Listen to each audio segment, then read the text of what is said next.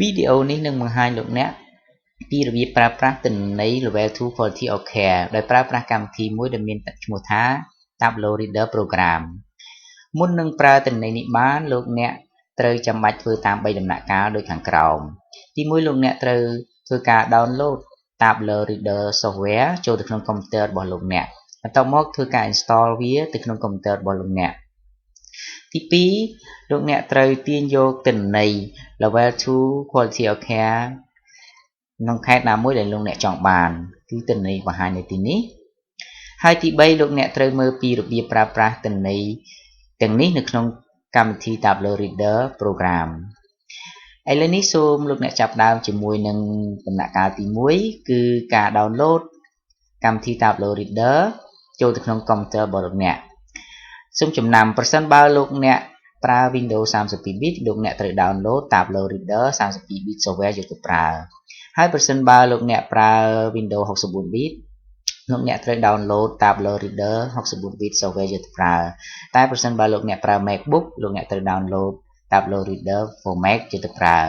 ឥឡូវនេះឧទាហរណ៍ថា computer របស់លោកអ្នកប្រើ Windows 32 bit លោកអ្នកត្រូវចុចប៊ូតុងដែលមានពាក្យថា download Tableau Reader 32 bit software យកទៅប្រើពេលនោះលោកអ្នកនឹងឃើញប៊ូតុងមួយទៀតដែលបង្ហាញថា opening Tableau Reader 32 bit 9.3.0 លោកអ្នកត្រូវធ្វើការចុចទៅលើពាក្យថា save file ពេលនោះ file ត្រូវបាន save អូតូម៉ាទិកក្នុងកុំព្យូទ័ររបស់លោកអ្នកប៉ុន្តែលោកអ្នកត្រូវរង់ចាំរហូតដល់ file ពេញលេញ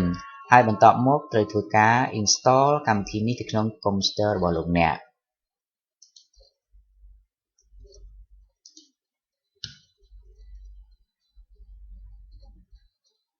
បន្ទាប់ពីលោកអ្នកបាន download កម្មវិធី program software Tableau Reader រួចរាល់ហើយ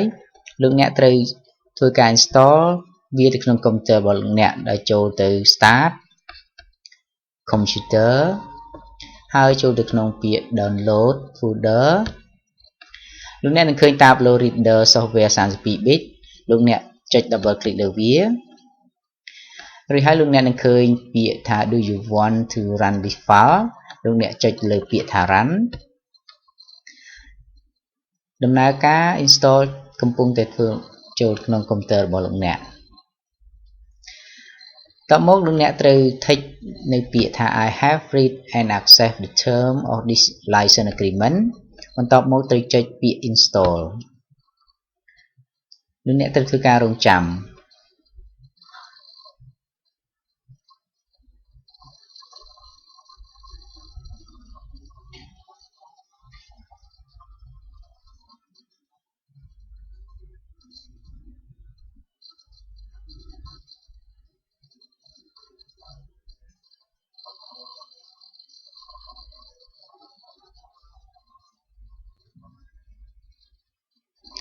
បន្ទាប់មកលោកអ្នកនឹងឃើញពាក្យថា user account control លោកអ្នកទៅចុចទៅលើពាក្យថា yes ដំណើរការ install កំពុងតែដំណើរការក្នុងកុំព្យូទ័ររបស់លោកអ្នក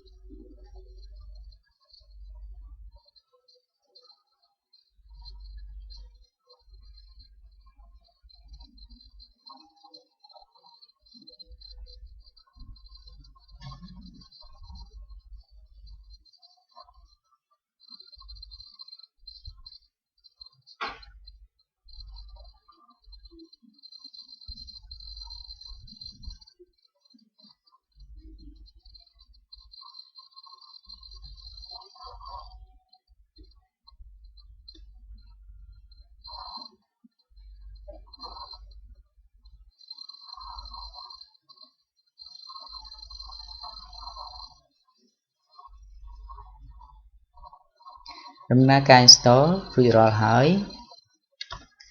លោកអ្នកនឹងឃើញកម្មវិធី Tableau Reader ហើយលោកអ្នកត្រូវតែបំពេញព័ត៌មានមួយចំនួនដូចដែលបានបង្ហាញនេះឥឡូវខ្ញុំឧទាហរណ៍ first name ឈ្មោះរបស់ខ្ញុំលោកអ្នកអាចបំពេញឈ្មោះរបស់លោកអ្នក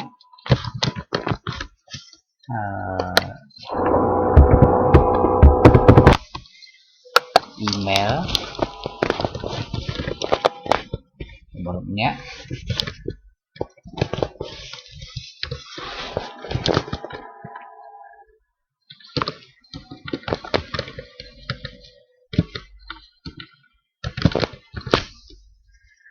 postal code 855 country Cambodia ឬហើយលោកអ្នកចុចទៅលើពាក្យថា register